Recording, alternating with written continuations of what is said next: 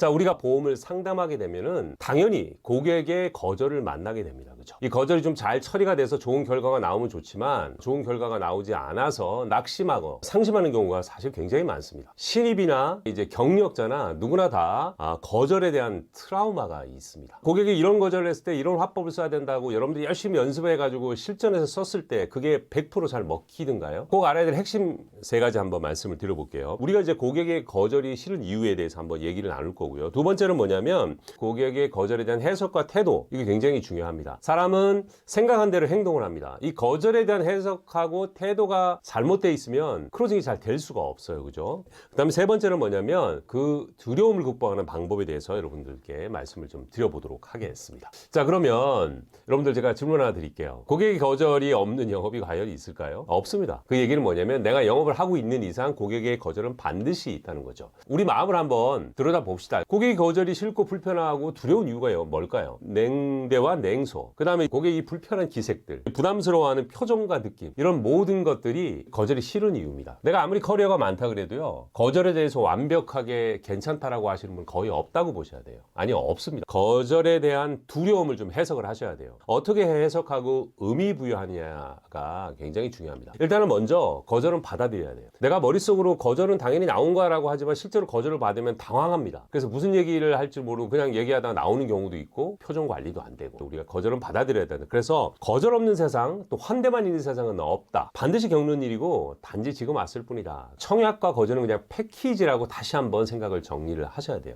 결론은 우리가 청약으로 가기 위한 중간의 과정이고 관문이다. 열고 들어가야 될 문이다라고 이제 생각을 우리가 하시자는 거죠. 자, 고객의 거절은 우리가 어떻게 할 수 없어요. 거기서 나오는 어떤 불편함, 자존심 상함, 두려움 등 이런 나의 감정들은 내가 해결할 몫이에요. 그건 내가 컨트롤 가능합니다. 그래서 고객의 거절은 내가 컨트롤할 영역이 아닌데 그로 파생된 감정들은 내가 다스려야 된다. 여러분들, 자, 여러분들 한번 보세요. 나의 지인들이 나의 제안을 받아들일 의무가 있나요? 여러분들, 만일에 소홀하게 생각한다면 내 스스로 감정의 노예가 되는 겁니다. 그러면 그 다음 스텝이 나갈 수가 없어요. 그래서 이 감정의 노예는 나를 정신적으로 마비시키고 내 활동에 발목을 잡는 역할을 합니다. 거절이 나왔다는 얘기는 뭐냐면 여러분들, 신호가 온 거예요. 청신호. 가장 어려운 고객이 뭘까요, 여러분? 내가 제안을 했는데 아무 반응이 없는 거예요. 그거는 누가 가도 안 되는 겁니다. 거절이 나왔다는 얘기는 뭐죠, 여러분들? 모션이 나왔다는 얘기예요. 모션이 나왔다는 얘기는 공간이 보인다는 거예요. 그러면 우리가 공략할 포인트가 나왔다는 거죠. 즉, 그래서 거절은 고객이 이렇게 얘기하는 거예요. 우리한테,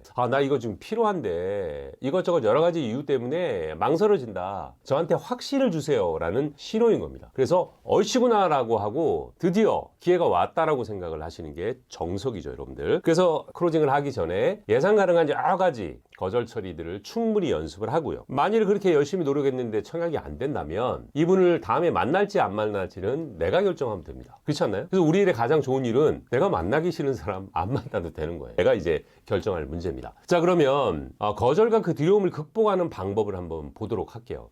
이거부터 먼저 정의 내릴 거예요. 여러분들, 이 거절에 대한 어떤 이 두려움이 없어질까요? 저는 사라지지 않는다고 봅니다. 다만 극복될 뿐입니다. 그래서 두려움은 늘 존재를 하는 거죠. 그런데 노련하고 경험이 많고 평소에 성과를 많이 냈던 사람들은 왜 다른 모습을 보이냐? 그거는 자신감이라고 하는 것들이 그 두려움을 좀 덜 느끼게 하고 못 느끼게 하는 거기 때문입니다. 두려움은 늘 존재를 하는 거고 결국은 자신감을 크게 만드는 방향으로 평소에 생각을 하고 활동을 하다 보면 이게 거절 처리의 구조와 화법이랑 연결돼서 시너지 효과가 여러분들 나는 겁니다. 자, 그러면 거절과 그 두려움을 극복하는 방법, 결국 이제 자신감을 올리는 건데요. 제가 쉬운 방법 3가지 말씀을 드릴게요. 당장에 지금 성과가 안 나요. 청약이 없어요. 자신감이 굉장히 떨어진 상태예요. 자, 이때 아무것도 안 하면 그거는 좋아질 리가 없습니다. 그래서 크고 작은 성공의 경험을 연속선상에 제가 배치하라고 말씀을 드렸어요. 이 얘기는 전제 조건이 하나 있어요. 활동은 뭐라도 계속 지속적으로 해야 되는 겁니다. 다만 청약에 대한 목표보다는 과정을 목표로 만들어서 연속 달성하기를 하는 겁니다. 예를 들어서 하루에 내가 10콜을 하겠다. 아니면 하루에 무조건 한 명이라도 상담을 반드시 하겠다는 거를 10일 연속을 한번 해보십시오. 그러면 하기 전에 나와 10일 후에 내가 완전히 다른 모습입니다. 그 다음에 다시 10일, 한 달 계속 이렇게 이어지는 거죠.